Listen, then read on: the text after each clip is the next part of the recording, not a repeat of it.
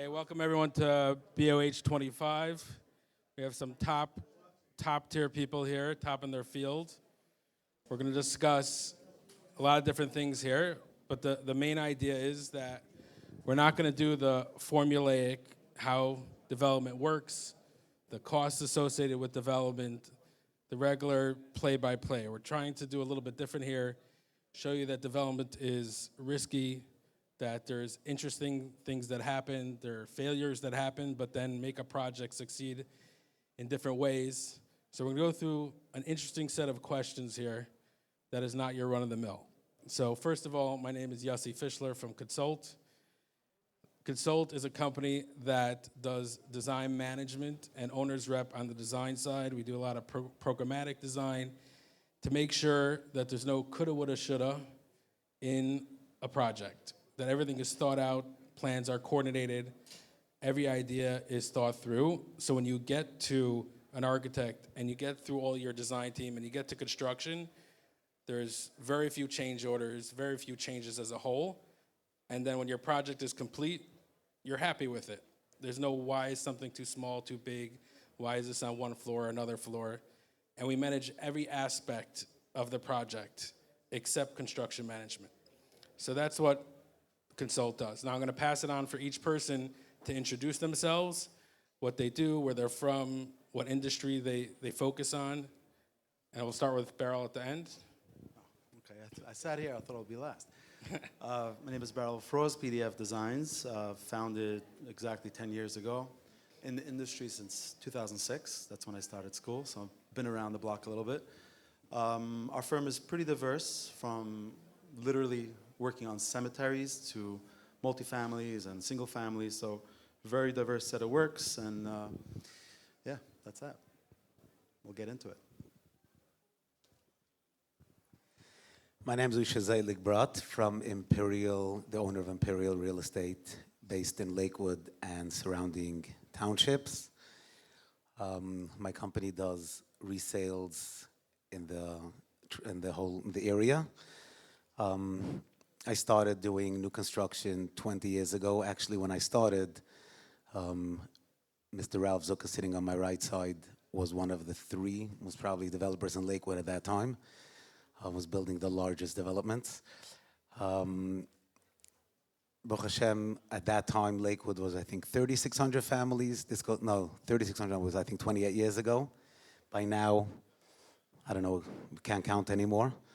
So Lakewood, Baruch Hashem, has grown to leaps and bounds. And Baruch Hashem, we were lucky and, part of it being instrumental of that growth. And Baruch Hashem, hopefully we can share a little of that journey. Hello, welcome. My name is Ralph Zucker, inspired by Somerset Development, like you just heard from my good friend Usher Zelig. We started actually over 30 years ago as, call it suburban sprawl developers. Today, our expertise is in mixed use, transit-oriented development. We take on challenging projects. You're sitting in one of them. Bell Works is our project. We started here in 2008. The largest vacant office building in the United States. Today you can see it's pretty full, thank God. Hard to take credit for something so miraculous, but it is what it is. And we engage in pretty much all facets of developing, sales and marketing, and management of real estate. Hi, my name is Jeff Blau, the owner of Giga Holdings. I've been in construction for the last over 20 years and in development the last 10 to 12 years. Mainly multifamily in the tri-state area, focusing now in Newark. And the last few years, we also got into cash flow businesses that are sitting on prime real estate, so they can be developed eventually when the market gets better. So we got into, we own the Berlin Steel. It's one of the biggest steel companies for elevator components. We own Castlander Lumber and a few other businesses that are sitting on prime real estate. Okay, thank you, everyone. So to start off, we're going to start off a little low, not so egregious in the questions. And I'm going to send this question over to Ralph. So usually in development, there are 20 people, 30 different people involved in a project, from elevator consultant to interior designer, architects, engineers, low voltage, and on and on and on. So there are times in projects that some people get hired way too early and they're just sitting around and you're spending money on them for no reason. And some that you wish you hired them earlier because once they come in, they have either new ideas or they change things around and they show you that certain things don't make sense. For me, the person that is hired too late is the interior designer, because a lot of times the client waits too long, doesn't know who to hire, or they want a certain person that's really not qualified, and they push and they push, and then at the end of the day, they agree to hire a person that fits the job. So for me, it's an interior designer that comes in too late, because once they come on, they want to change everything, rightfully so sometimes not, but either way, having them on earlier is very important. So, Ralph, I'll ask you that question. Who do you think is hired too early or too late on a project? I think somebody that we sometimes hire too late is the broker. We just had, we're starting a project in Asbury Park called Lido at Asbury Park. It's 112 units, oceanfront, very high-end condos. Some of you may have read about it in the Rob Report.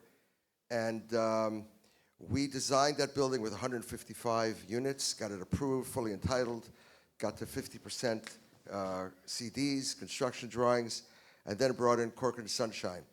And the broker said, hey, wait a second, you have too many small units, not enough big units. We spent a year and a lot of money redesigning it and bringing it down from 155 units to 112 units. So you always have to think at the end of the day of how you're going to sell, how you're going to dispose of it, who's your leasing agent, who's your broker. First person in should really be somebody who's doing the market analysis, the market study. If you're doing something for yourself to sell or to lease out. If it's something that you're doing for another client, just make sure that their bank account is good. I just want to pipe in on that. I have to agree with you. I'm the broker. But I got a call. There was a planning board meeting in Lakewood on Wednesday, got approved. It's most probably going to be starting 12 months. We have a meeting for tomorrow. And the reason is exactly that. At the end of the day, the one that understands the market is the broker. He understands the client. He understands everything around it that's needed to be able to close that deal. Okay, thank you. So, Jeff, I'm going to continue that question. When you hire someone, right, you have many different projects in many different areas. Do you always hire the same team, same architect, same interior designer? Do you get comfortable with the people that you use? Or it really depends on who knows the zoning in that area. Maybe some interior designer only could focus on contemporary design, but they don't know traditional design. Or like by me, I do schools and houses and a lot of other stuff. A school architect and a house architect are very different. Not always could I do the same. So I'll be honest with you. I'm the opposite. I actually strictly don't like to do exclusive. I like to rotate. I feel like, and it's human nature, that if you use somebody exclusive, the prices go up, the schedule becomes longer, the performance goes down. So I actually like to rotate. Not only architects or designers, it could be electricians, plumbers. We never use the same guy 3 times in a row. We always like to rotate them. okay, thank you. Can I gently Sure, disagree on sure. that? So it's really hard to find good consultants. And, of course, the price is important, and you do run into that problem where people take you for granted. Every once in a while, you got to give them a little shake. But we find that once you find a good architect, a good designer, even a good sub, it's worth the price many times to, at the end of the day, we're working for the people who are going to occupy the space. And we find that the best consultants, no matter who they are, they realize that we're not the client. Even though we're hiring them, we're not the client. The client is actually the person who's going to use the space. I remember over here, we hired somebody to help us do wayfinding. And they had a whole team, and every time they came in, they kept looking in my eyes to see which of the 3, they would give me 3 choices. You can do this, you can do that. And they'd look to see what I liked. That's what they recommended. And after a while, I saw that this was really, I'm designing how to get around here, which is quite challenging. So I fired them. And I said to them, you think I'm your client. The client is really the little old lady who should have given up her license 30 years ago. She's over 100 years old. She's driving in the rain. Her windshield wipers don't work, and she's trying to find the parking lot. That's your client. And if you could focus on them, that's somebody I want to work with. And we find people of integrity who really do a good job, we try to stick with them.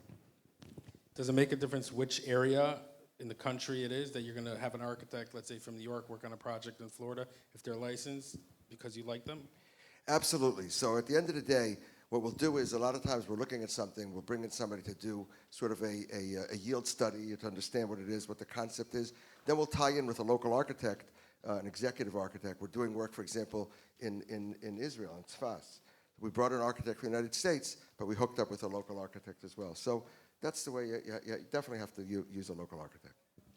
So it's interesting. I'm doing a project in Florida for a school. It's turning a bunch of different properties into a square block campus. And we were looking for an architect. So we found a great architect that is a school architect, not so creative, but very technical. And then the school wanted an impact, right? They wanted an iconic design. So then we found an architect that did not do schools, really didn't want to take on the project, but they're well-connected, they're amazing design, really just, you see every project that they did, it just bowls you over.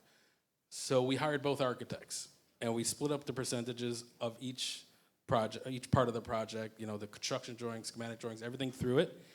We broke it up between the two architects to make sure that we get the iconic design and we get the technical school stuff. Doesn't happen a lot, and Baruch Hashem, it's working out fine so far, that they're not stepping on each other's toes, and it's working out amazing. So sometimes you even have to hire two to make a project happen, and it's a very large project.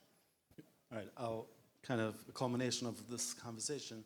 So I'm actually working on a project in Florida, and we're also collaborating with an architect from Israel, but the main planners are from Florida. So as you can imagine, in Florida, there's many other challenges that don't arise in a typical United States town. New York tri-state area. There's water issues, there's tornado issues, hurricane issues. And what I find fascinating is that the amount of collaboration that's required between the planners. Of course, we have our own say in the planning of this pretty enormous site.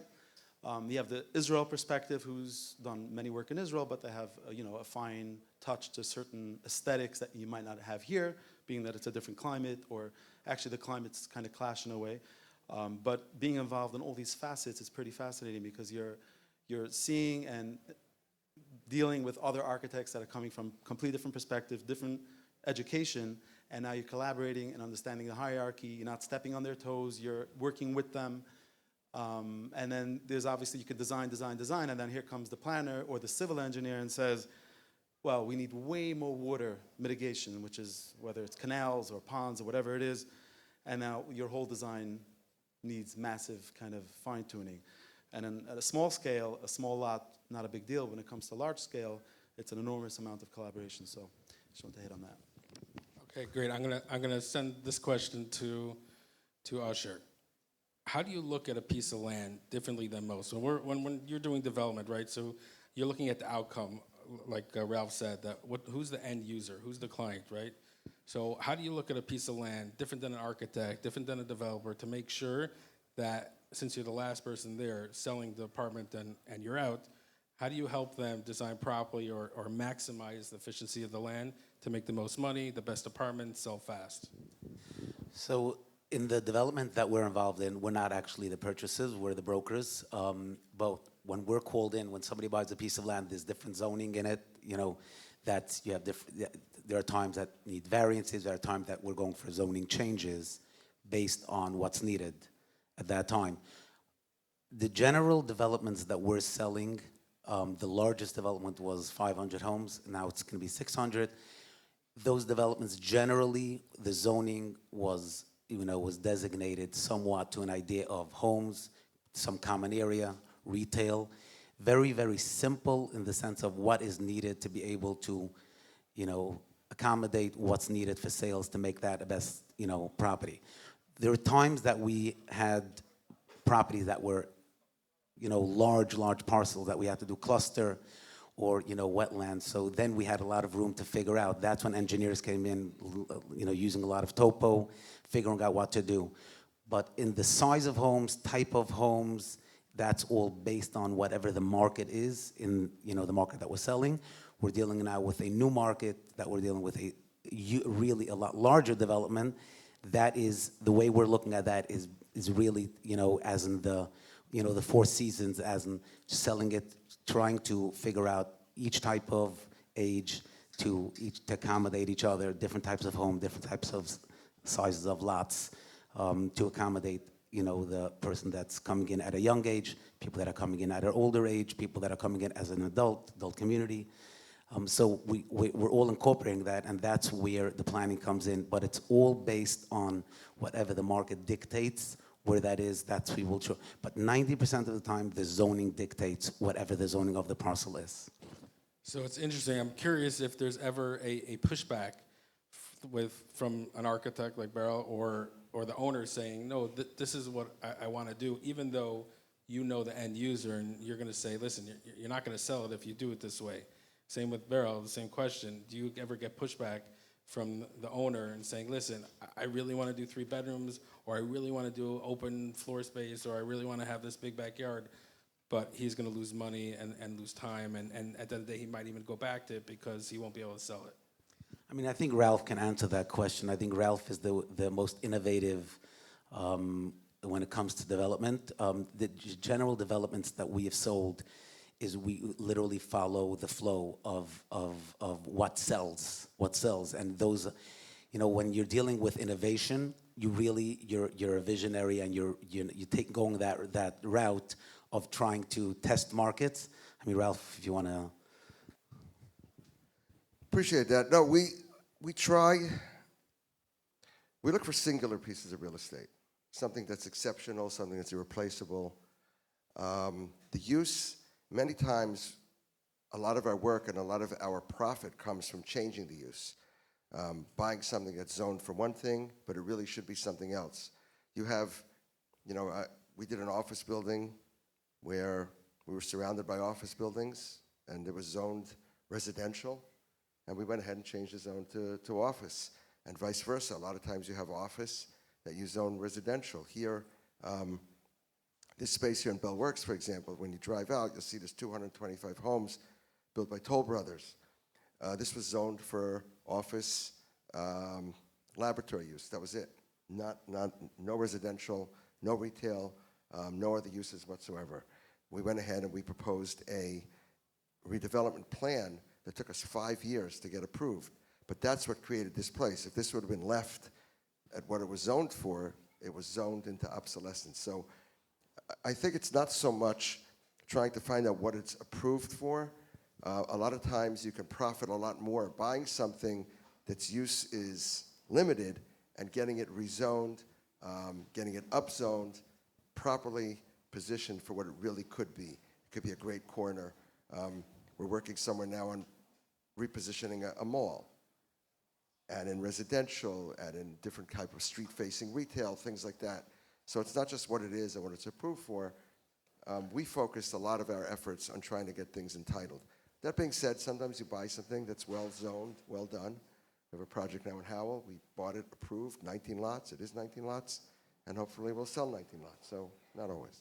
I just want to add to that a lot of times that developments are approved to do an amount of homes, and developers try to maximize, and they miss that 2 year, 3 years. By trying to make that extra money, you're actually missing the market. Agreed. Okay, this one's going to go to Jeff. So on a lot of projects, there's major hurdles. Some you know and some you don't know. So I was doing a skyscraper in Manhattan, and the property, the person had the property for many, many years and finally decided they wanted development.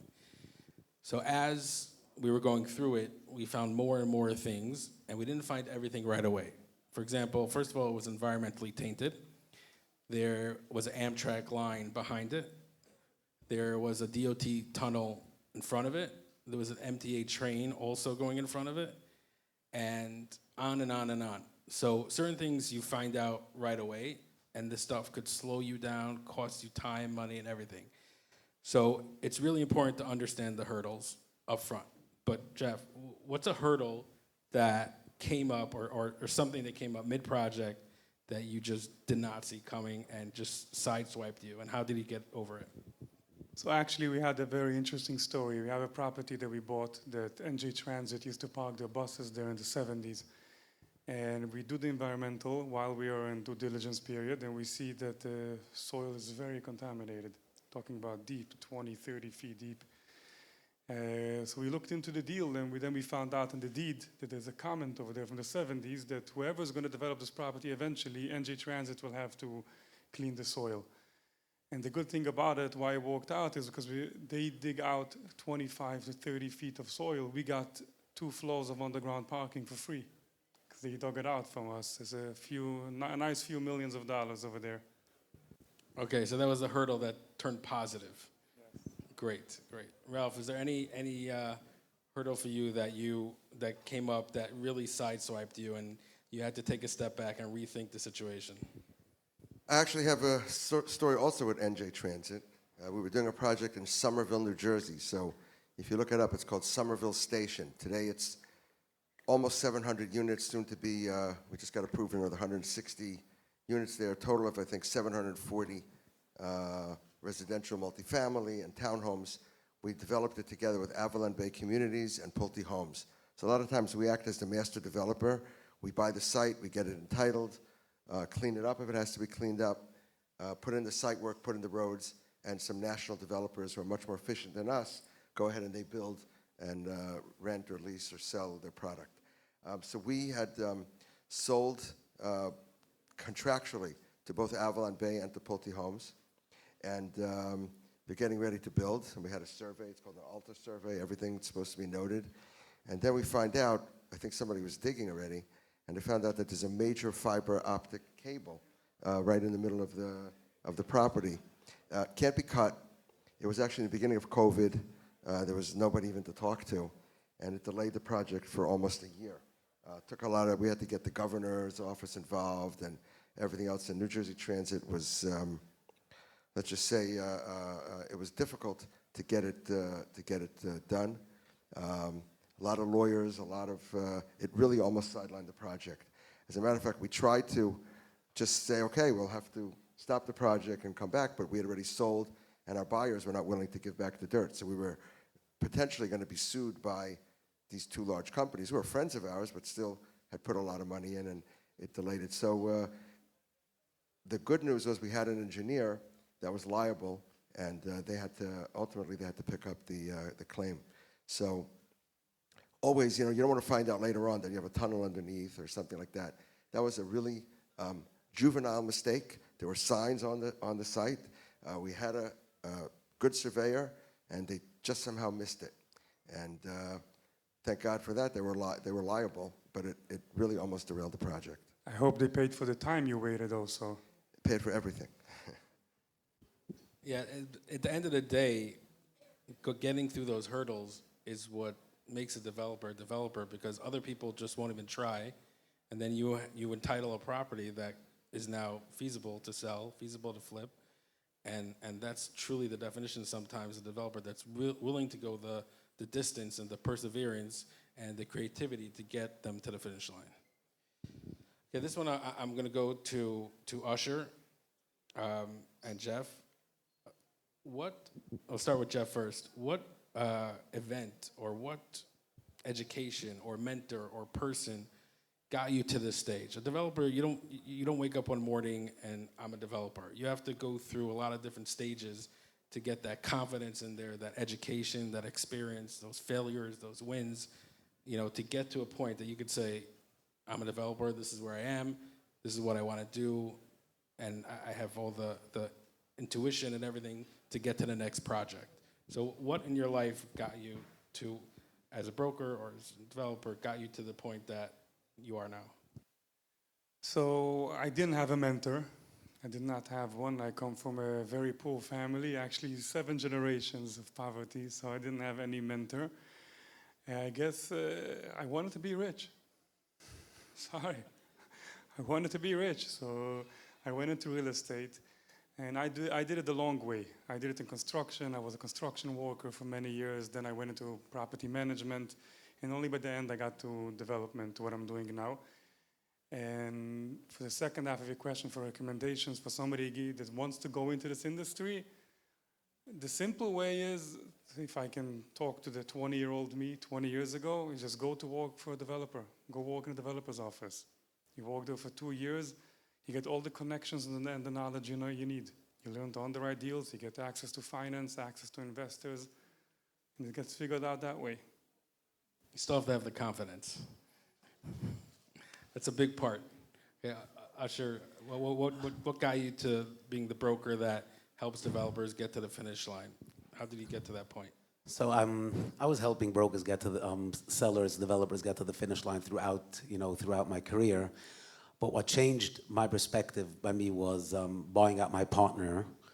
And the reason why that was so powerful was because basically when it's, everybody has it in different formats in their life. When there's fear of the unknown, when fear of the unknown means that even though you know who you are, but you still really don't know. You're the only one doubting yourself a lot of times. And when you have to make a move, such a drastic move, and you don't want to do it, the bigger the challenge, the bigger that hurdle, that's obviously the bigger the opportunity. And what this opportunity did for me was, because I started my business in selling my first house as a guy in BMG, and I, just organic and just selling, and everything went fantastically. There was a passion there, but automatically what happens is life goes on and you start becoming, it becomes ridiculous. Things come to you, things are, you expect things to come to you, who you are, your company. When that shakeup comes in your fear and you don't even know what to do and you have to go through it, and that gives you the opportunity to reignite that passion of 25 years ago, and to build on that and to build a stronger core. Take all of that, what you learned, take all of the experiences, and take this added bonus that you just get. I have to thank Hashem. This is a new life, a 10x. I would call it 10x. And Ralph, we're here to come. Strong, powerful, Lakewood, Jackson, Manchester, new developments, different states. That's Hashem. But that was something, the fear of the unknown is the best thing that ever happened to me. Thank you, Hashem. I'll hit on that as well. I remember as a kid, vividly, as a very young kid, being at a site with my father as a contractor, and him showing the mason a very kind of intricate way to cut a piece of CMU. It went in a weird angle, and I was looking, I'm like my father's telling a mason how to cut a piece of block, and that image kind of stuck in my head. And some of the things that I'm kind of a little proud about is that I have a little understanding on site as well, right? So I've been at sites, not afraid to come out at sites and ask questions, of course. But in terms of mentors, I think mentors are crucial to have, no matter what environment or background you have. I think all of us can think of someone, whether it's someone you know or someone you might have passed in life, that that guy influenced you to do specific things. And I had great bosses, and I tried to learn the best of both and what not to do, what yes to do. But regardless, amazing architects. I've seen them do enormous things at the beginning of my career, which clearly has stuck with me, and I try to emulate them in a way or even do better. So I think it's really important to be around people that actually can influence your life, but even more, then you are that guy. People that work for you will look back and say 10 years from now, 20 years from now, maybe they'll sit on the stage and be like, oh, I remember how he conducted business, how he faced adversity. If there's a site condition that happens, which it has to happen, something has to go wrong at some point. If not, the project probably isn't a successful project. It's just the nature of the beast. You mentioned like site issues that came up. I think some of them are natural, and some of them, like, you might hit a body of water and you have to face it. Like the elevator shaft hit water and everything comes up. You have to deal with it, and sometimes they're man-made. The guy wants a single-family house. He wants a subcellar with a pool. It's a little crazy, but they hit water, and what do you do now? And you tell the client, you might have to cut back, and that's subcellar, and they're like, no, this is what I want. Deal with it. So these things can be man-made, and regardless, you have to deal with it and figure out a way to fix these problems. I think we sell our teachers, our sheshivas, our rabbanim, maybe our moras a little bit short. most of us here are the product of yeshiva education. And when we talk about mentors, yeah, when we stepped into business and we go in, but I find myself many times thinking back, what would my Rosh Yeshiva Alav Shalom have said? What would he have done? How would he look at this? And it sounds a little bit funny when you say, you know, you're talking about putting a pool in a basement and things like that. But I remember one time sitting in a building. We had just it was after Superstorm Sandy, and we were trying to help a yeshiva get back on its feet and rebuilt the boilers, and nothing was working, and everything. The yeshiva was supposed to open the next day, and all of a sudden, like, they no hot water, and the water wasn't running, and there's plumbers, electricians, and everybody's sitting there. And I'm saying to myself, it's got to be this. And they said, no, this is hooked up. I said, no, it can't be, because it's the only thing that could correct all of them. I remember Rosh Yeshiva saying, if you have 16 kashas in one sugya, there's not 16 answers. If you have 16 problems in one issue, there's not 16 answers. There's probably one answer, and that's going to answer it. But it's not just that. It's the, you know, I get asked a lot of times in colleges, which college did you go to? You know, what did you? And I tell them I'm a fourth grade dropout. After that, I went to yeshiva, and I have a master's, but it's in Talmudic law from BMG. But the Gemara that we learned, I think that really, if any of us is honest with ourselves, we really fall back on that a lot. Our integrity, our approach to problem solving, the ability to think outside the box and be creative is something very much that we learn. So we shouldn't sell that part short. Yes, you need a business mentor, but we have great mentorship when we walk in the door already.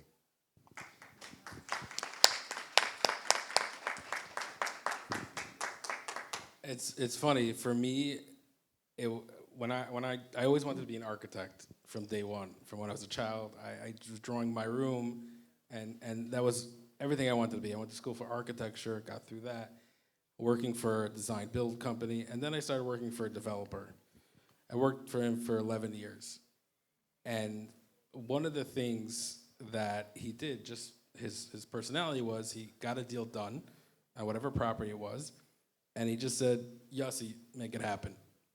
And I just learned to say yes, and even though inside my heart was pumping with fear, but over time, I got that confidence to say, okay, I'll figure it out, let's do it. And then year after year, learned environmental, learned hotel management, learned interior design, learned everything that came across my plate. Like, for example, on a project now, a school that we're making into a campus, there's a a paper street in the property now, partly built, so half of it's paper, half of it's real, and we're demapping it. It's been sitting there forever, and we took it on, and we figured out the process, which is hellish to say the least, and it's taking years and years, but we're figuring it out, and we're making it happen. We're almost at the finish line. So I was talking about confidence before, you know, who you sit next with what Berel was saying. So if you have parents or a boss or mentors that are siding with you, that go, have the confidence, take on new things, learn from new people. In the development world, it's very important because the more you know, the more you could give back and help people to the finish line. So that's important. Okay. The next question that I would like to ask is geared towards,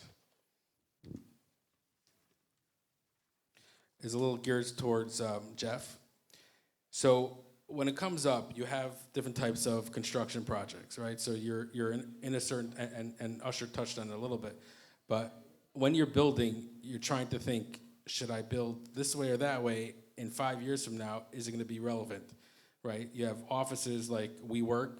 Is that really a thing now because COVID came and people are home? Or do you have houses that have open floor plates? Is that going to be a thing?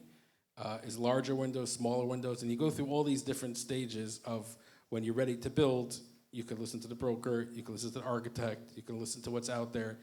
How do you make sure that what you build is sellable and also timeless? You want to build an office building that works for 2 years, and then all of a sudden things start changing, and then it's an empty building. So Jeff, what would you do to make sure that whatever you're building, it really continues through time? So we do a lot of market research. We, asked before, what do people hire too late? So one I think Osher said the broker.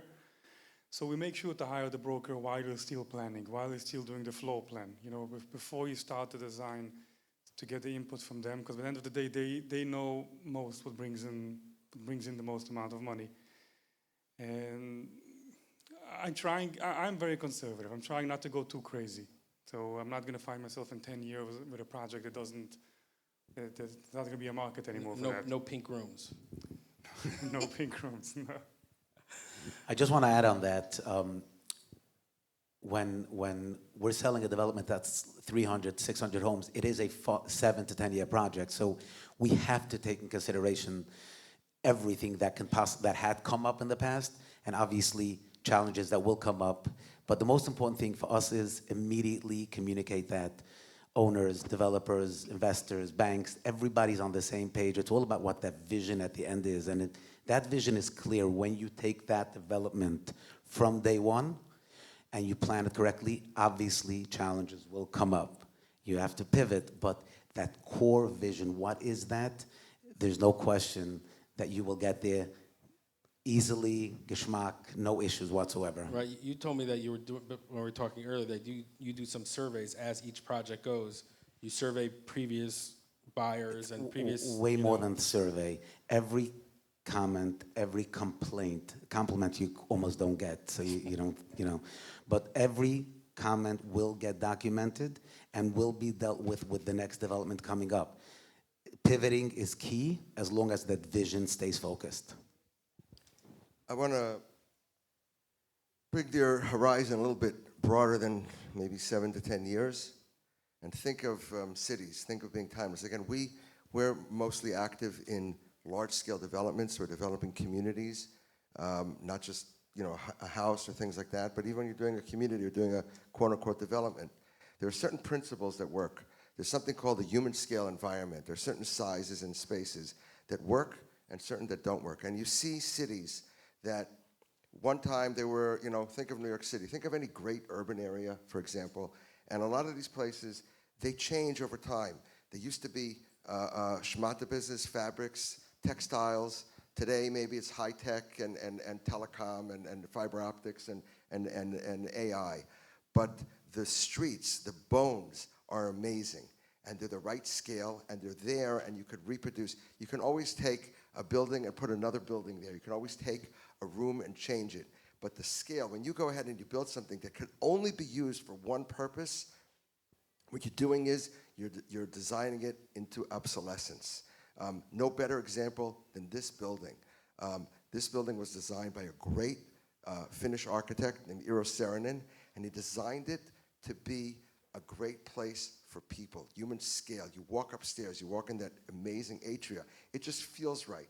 So what's going on here today is a far cry from the research that was done here when it was Bell Labs. It's totally different.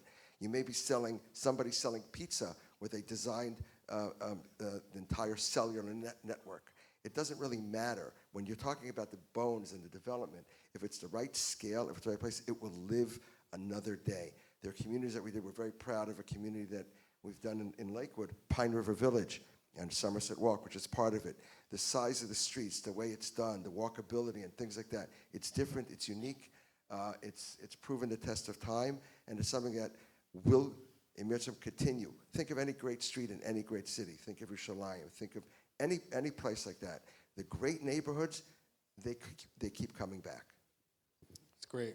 It's great. So I do a lot of education, a lot of schools, and you always have to think, school's going to be around, same school, same building. You want to make sure that you're designing for the future with the latest technology, latest ideas, similar to what you're saying in scale. You want to make sure that it's modifiable, adaptable, and addition in the future. But on that note, in any industry, what would be some fantasy idea or idea that people think is fantasy now, right? A few years ago, AI wasn't around. Before that, Bitcoin was around. Before that, Amazon wasn't delivering 100 packages or 1,000 packages to an apartment building that you had to make room for, right? Or digital doormen, and on and on. But there's also industries that, for example, data centers or storage centers that also weren't such a big thing. So this question is really for anyone here, but we'll start off with Jeff. Is there any industry that people would look at you a little strange that you're actually investing in it, you're actually planning it. And like Ralph said, some of these projects are 7, 10 years down the road. You got to start now. You got to layer your projects so you have a project finishing in 2 years and 3 years, different projects. So what's an industry or a location or something that's really not on anyone's radar that you're jumping in on? So I don't know if it's about industry, but for example, for many years, the developers, they look at land, the cap rate, the cost of construction, how many units they can put into it. And the problem happens that now, in this economy by now, it's not as simple as it used to be. You don't just start a project, get your developer's fee, go for the refi, cash out, go to the next and go to the next. So the last few years, we started looking at covered land, basically land for development that has cash flow businesses on it.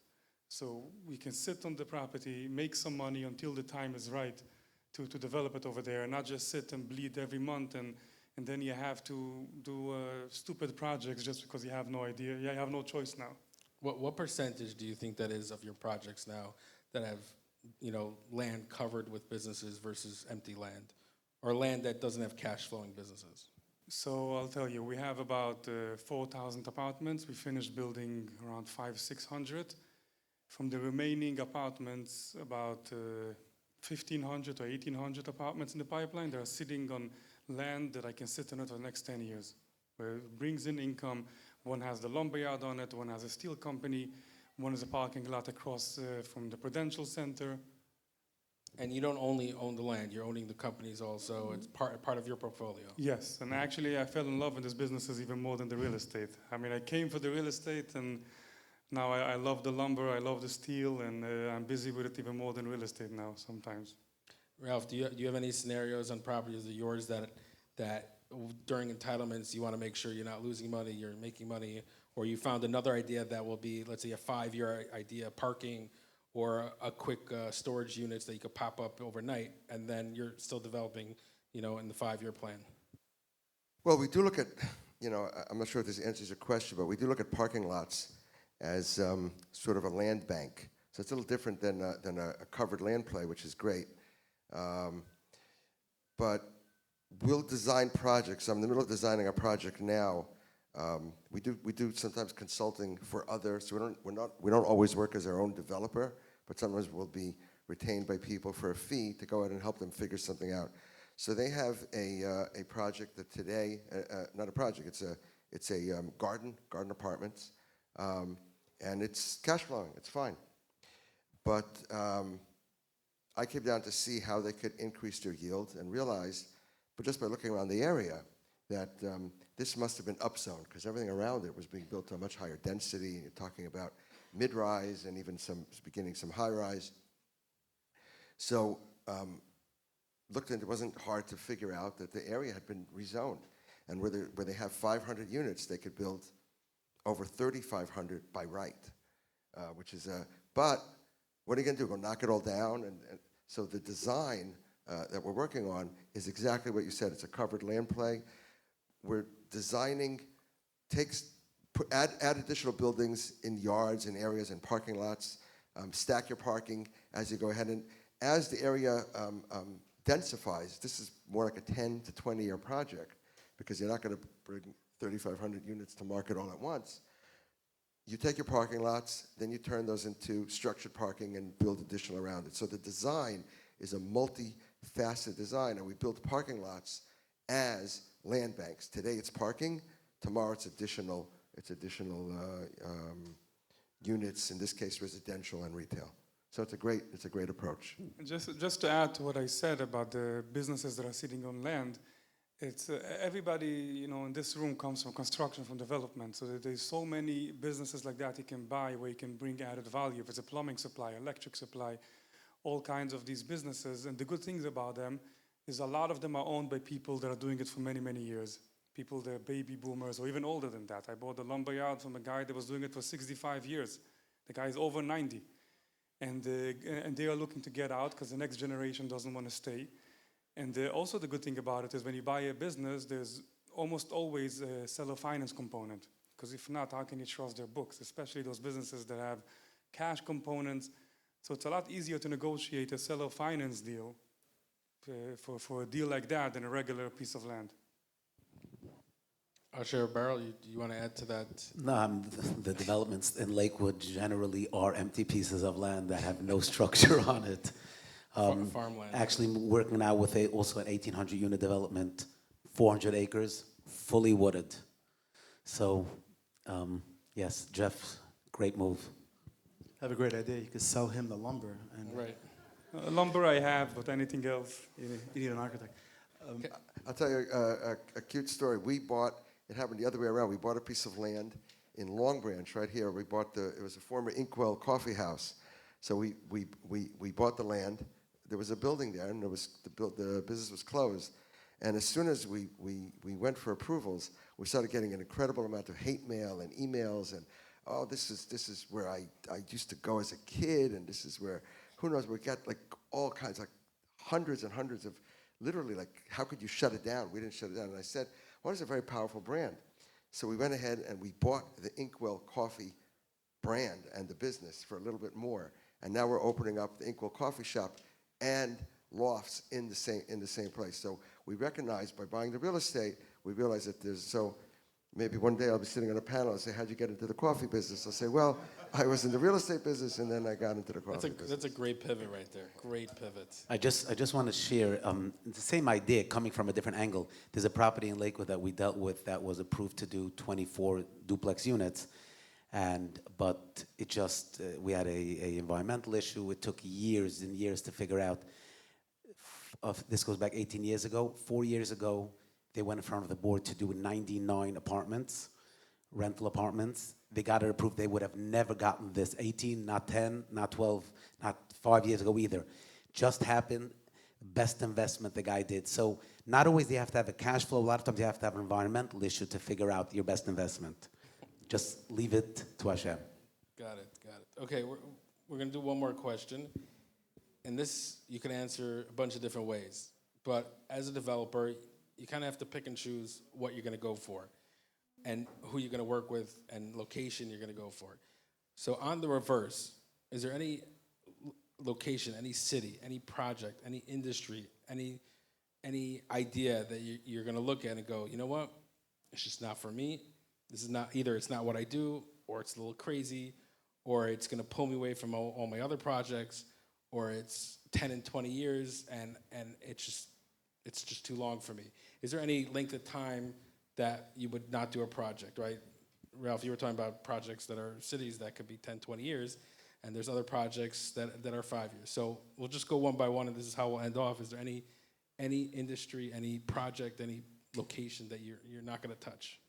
I will do everything, but I will never go in a city that's not pro-development. For example, Union City or East Orange to an extent. I would never go to a place where you don't think it's worth the push? Because then you can entitle something. If a city is really not pro-development and you get something that is entitled, you have gold, right? Because someone else won't do it because of that. But they say, they're not saying it for nothing. You can't fight City Hall. You know, you're going to spend your time, your sweat, blood, and tears, and it's a nightmare. There's enough business to do in cities that are pro-development. Okay. And you don't think it's worth your time to get there? Okay. Well, I'm Yossi. I'm in your camp. I think that we love high barrier to entry markets. Anywhere in New Jersey, you could consider it a high barrier to entry market.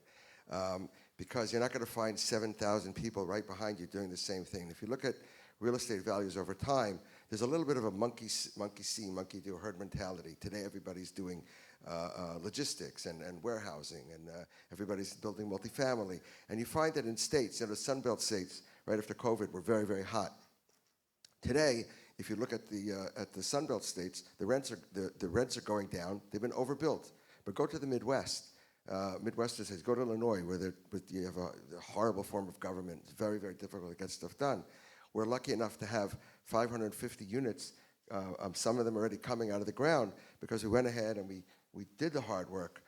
Same thing over here. You're not going to find so many people be able to do it. So it is true that life is hard. It's hard to fight City Hall. But once you figure out how to do it, it's a great place to be. it's the secret sauce. Yeah. So there's two things. The one thing that we used to try to do when we used to get a development, and we had a mix. We had retail on the property. So generally, we're a company. We want to do everything. the one thing that we learned is stay focused on the residential aspect, bring in the people that need to do the retail aspect, even though we understand what the needs are. Don't go off track, stay focused. And we bring in the correct brokers to do those things. Another thing is, this goes back in the past, today I would do differently, but we had offers from, was it Ryan Homes as well, dealing in different cities that have Yiddish communities that we were gonna broker, and we gave up those opportunities, not knowing how to deal with those at that time. Today, I would never give up an opportunity like that. Baruch Hashem, we're set up for that. But Meaning you're not staying in Lakewood sphere anymore. Clown not. You're No. branching out. Oh yes, Got fully. it. Okay. So I'll come back with maybe a solution before the problem is speak to the architect first, speak to a attorney, a zoning attorney, and see maybe, forget about City Hall, but maybe it's just not feasible, or zoning doesn't allow to do these 99 or whatever amount of units or city blocks in a specific area, so maybe don't buy it and you won't run into those issues. Or there's a way to do it. There's variances. There's a whole series of ways to go through a city, and then every citizen has every right to ask for whatever they want to ask. Doesn't mean you'll get it, but maybe with enough political push and who knows what else is out there, things are doable. But I think one of the things people, my advice, or things that I'm constantly learning, is having a good understanding on zoning and big picture. You look at a city, or let's say a borough, Brooklyn, it's one scale, and then you go to Manhattan, it's a larger scale. And I ask people in teaching these classes, I'm like, you ever thought why? Did you stop for a second and think why Jersey has a certain spread of zoning, and the city is more urban and more kind of high-rise skyscrapers? So once there's a better understanding from a developer and from a broker standpoint, even from an architect standpoint, you understand where there's bedrock, where there isn't bedrock, why certain soils have certain capacities, so you can build taller, so you can ask for more. If you ask for a 30-story building in your wetlands or the wooded area over there, they're not mean for not giving it to you. It's just, it doesn't begin to make sense. It doesn't belong in that type of suburban area. So I think that's kind of, take a step back, speak to the architect. Maybe he has a little clue about zoning and what might be feasible. Get educated in those areas. I'm not saying that you guys are not, but just to give awareness. And I think that would make for a great start for a good project. So I'm with Ralph here. I try to be extremely creative, out of the box, think of something that no one ever thought of, push the envelope, and see how we could get it done, because then you're in a position higher up of something that's titled, you're holding something. Also, at a certain point, you start becoming the expert, people come to you, and you start expanding out. That's my direction. Okay, I think that's it. Thank you, everyone, for sitting here and listening to these Thank you very guys. much. Give everyone a hand. Thank you.